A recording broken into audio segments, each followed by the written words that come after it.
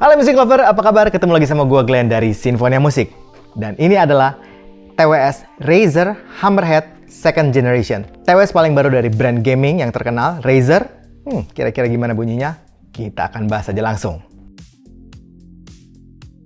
Sekarang kita mulai dari fiturnya, speknya, dan aksesoris yang ada di Razer Hammerhead Second Generation ini. Untuk harganya Rp2.199.000. Untuk fiturnya sudah ada Razer Chroma, yaitu RGB. Kalau musik lover mungkin nggak tahu, RGB itu lampu-lampu. Nah, kemudian ada Active Noise Cancelling, kemudian ada Ambience Mode-nya. Jadi kalau ada Active Noise Cancelling biasanya ada Ambience Mode. Kemudian ada Low Latency Connection, Dual Environmental Noise Cancelling (ENC). Jadi katanya mic-nya bagus banget, jadi menggunakan dua mic. Kemudian ada aplikasi pendukungnya, Razer Audio sama RGB Chroma. Untuk speknya, frekuensi range-nya ada di 20 Hz sampai 20.000 Hz. Kodeknya menggunakan SBC dan AAC, menggunakan USB-C. Kemudian impedensinya 16 ohm, sensitivity-nya 91 dB, input power-nya 5 mW.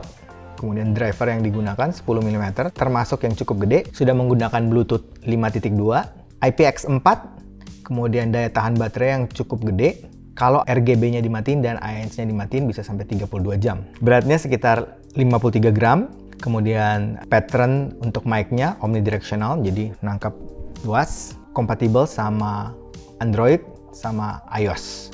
Aksesoris yang diberikan, Music Lover bakalan dapat 3 pasang tips SML, kabel USB-C braided, ini lumayan banget kabelnya, kelihatan banget kalau kabel yang lumayan, stiker Razer, buku manual, ada kertas note dari ownernya, kemudian ada case dan buds-nya tentunya.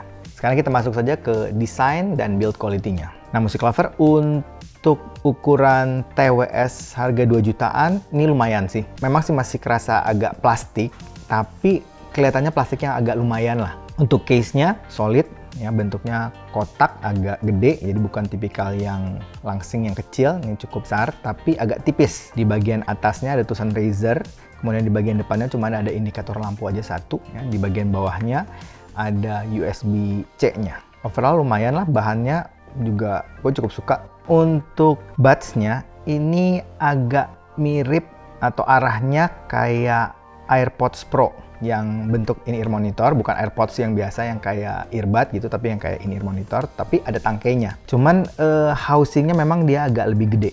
Kemudian ada tangkainya yang katanya ada mic nanti di kiri dan kanannya. Di bagian belakangnya ada indikator lampu RGB-nya. Nanti kita akan lihat juga bagaimana warnanya.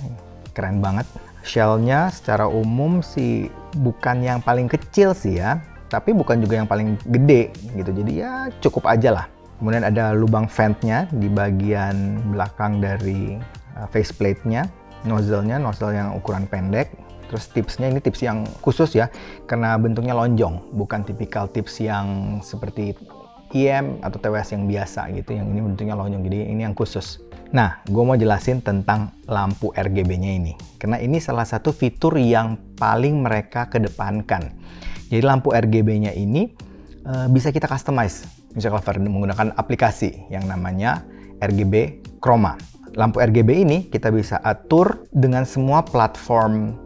Kalau Music Lover punya Razer, ini bisa dikoneksi semuanya, gitu. Jadi bisa diatur. Misalnya warna lampunya bisa disamain dengan keyboard atau mouse atau headphone, itu bisa diatur.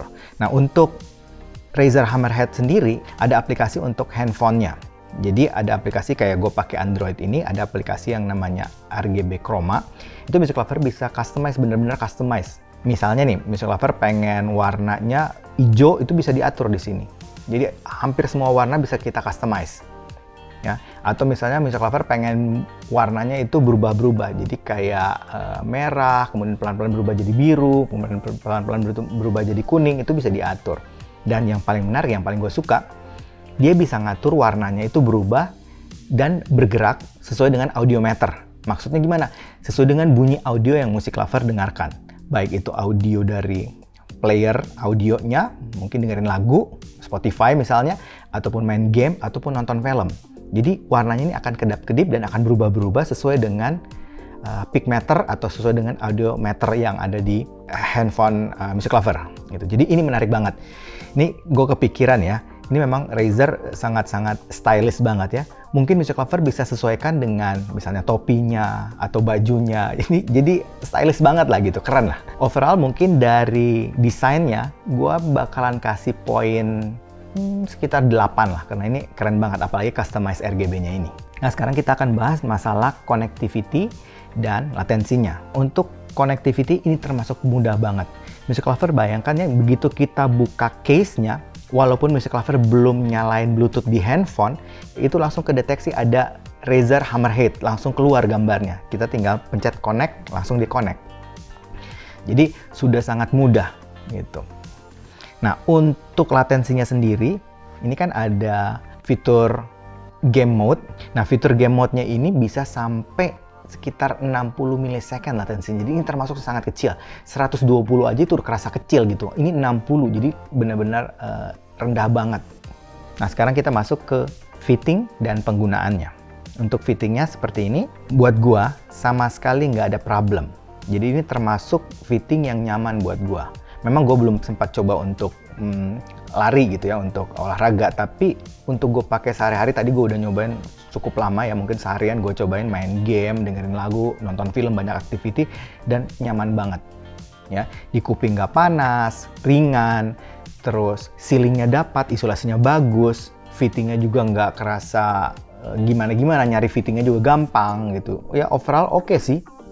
Nah untuk penggunaannya, karena ini juga bisa di-customize menggunakan aplikasi Razer Audio, jadi bisa Music Lover atur ya bebas aja. Music Lover bisa atur misalnya yang kiri untuk play, pencet 1 kali atau misalnya 2 kali, jadi bisa benar-benar di-customize. Tapi secara umum untuk standarnya yang mungkin Music Lover perlu tahu, untuk merubah ke ambience mode dan merubah ke ANC mode itu ditahan mungkin sekitar 2 detik. Boleh pencet kiri atau kanan, itu akan berubah. Nah, untuk masuk ke game mode itu biasanya pencet 3 kali, terus yang ketiganya tahan 2 detik, itu akan masuk ke game mode. Sekarang kita masuk ke sound quality. Nah, untuk sound quality-nya Music Lover, arahnya ngomong-ngomong ini dengan customize suara yang default. Jadi benar-benar flat semuanya, yang rata semuanya. Jadi standar, nggak diapa-apain. Itu arah suaranya untuk tuningnya ya, warm, ya cenderung halus gitu ya. Untuk bassnya tipikal yang cukup gede, deep, tebal, impact-nya gede, kemudian kerasa tebal banget gitu. Untuk mid-nya juga sama, jadi kerasa maju, kerasa tebal, terus kerasa berbody gitu kalau vokal-vokalan. Untuk treble arahnya lebih ke arah halus ya, jadi bukan tipikal yang cering-cering, tapi ini dengan setting default. Nah yang gue suka ini, jadi gue mungkin bisa bilang ini TWS yang paling customize yang pernah gue tahu. Tadi kan kita bahas bisa customize warna tuh ya, dari desainnya, lampu-lampunya bisa kita atur, kemudian kita bisa atur penggunaannya atau navigasinya. Nah kita juga bisa atur untuk sound quality-nya atau sound signature-nya, bisa kita atur Music Lover, karena ini sudah ada customized sound dengan 10 band equalizer, jadi lumayan banget. Dan yang gue suka, headroom-nya cukup gede. Jadi kalau kita main-mainin equalizer-nya, misalnya kita boost agak gede sampai mungkin beberapa dB, itu nggak ada peak, nggak ada sampai kayak pecah gitu suaranya. Jadi aman banget. Untuk teknisnya sendiri, ini harganya sekitar 2 jutaan ya. TWS sekitar harga 2 jutaan, menurut gue ini punya teknikalitas yang lumayan oke. Ya, yang pertama gue bahas masalah detail, clarity, sama resolusinya. Termasuk yang oke. Detailnya dapet, resolusinya juga oke. Ya clarity untuk yang default sih mungkin nggak terlalu kerasa clear gitu ya. Tapi begitu Music Lover atur equalizer-nya, bisa dapat yang mungkin cocok dengan Music Lover. Kemudian soundstage. Soundstage juga termasuk yang presisi, yang pinpoint-nya bagus. 3D imaging-nya juga tipikal yang lega, yang luas, ya, yang kerasa ruangannya lumayan lah, layering, height-nya, depth-nya, width-nya itu kerasa. Untuk noise floor-nya termasuk yang kecil banget, jadi nggak dengar bunyi noise yang mengganggu gitu. Jadi cukup black background. Untuk transient, dynamic range-nya termasuk yang bagus, presisi, ya, dinamikanya semua bisa dipresentasi dengan sangat baik. Headroom-nya, yang tadi gue bilang, ya. Jadi headroom itu sampai batas di mana dia ada peak gitu, itu termasuk tinggi. Jadi ini yang gue suka juga dengan TWS ini. Dan yang gue suka Music Lover, biasanya kalau TWS atau misalnya headphone wireless itu kan kalau yang ada misalnya ambience mode atau ANC-nya atau gaming mode-nya itu suka apa ya, ada perubahan suara. Jadi misalnya kita rubah dari off kemudian nyalain ambience mode-nya, atau misalnya off nyalain ANC-nya, itu cenderung ada perubahan suara atau kadang-kadang bahkan perubahan karakter yang cukup signifikan. Nah, untuk TWS ini yang gue suka itu nggak terlalu banyak perubahan, karakternya benar-benar sama. Cuman yang membedakan kalau misalnya ANC tentu lebih detail, lebih bersih, ya, dan lebih jelas suaranya dibanding kalau ambience karena kita dengar suara luar, jadi kerasanya agak ya ada noise sedikit, tapi karena itu kan kita nangkap dari ambience dari luar. Ya, begitu kita rubah ke gaming mode juga nggak terlalu banyak beda suaranya. Ini hal yang menarik dari TWS ini. Untuk main game, tentu saja Razer itu kan brand gaming, ya. Kita mesti coba dengan main game, ya kan, Music Lover. Nah, gue nyobain pakai PUBG, mantap banget, ya. Nggak ada problem sama sekali. Pinpointnya semuanya presisi, semuanya bagus. Detail-detail suaranya juga dapet banget. Kemudian gue main game Mobile Legends, kan banyak banget sound effect-nya tuh. Ini bisa mempresentasikan dengan sangat baik karena separasinya juga bagus Music Lover. Ya, jadi detail-detailnya, warna suaranya semuanya bisa kedengaran dengan sangat baik. Apalagi nonton film nih, nonton film mantap banget. Bisa nonton film apa aja yang Music Lover suka. Ya, mau drama dapet, mau action apalagi gitu. Ya, karena transitionnya bagus, soundstage-nya bagus, kemudian kita bisa atur juga tuning suaranya, mau dapat bass yang rumble-nya gede juga bisa dapat gitu. Jadi oke lah semuanya.